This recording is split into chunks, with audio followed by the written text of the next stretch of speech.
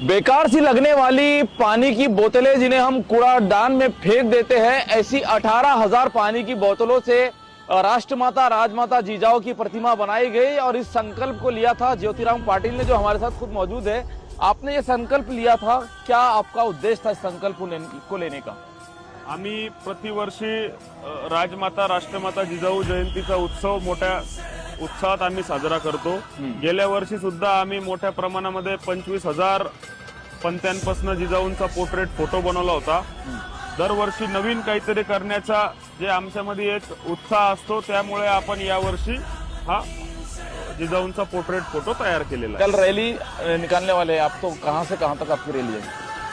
उद्या 12 जानेवारी सकाळी 9 वाजता शिवछत्रपती महाविद्यालयावरून आपण या रॅलीला सुरुवात करणार आहोत। माझी या शहरातील सर्व युवकांना व युवतींना माझी विनंती आहे, आपण या भव्य अशा महारॅलीला मोठ्या संख्येने उपस्थित राहावे।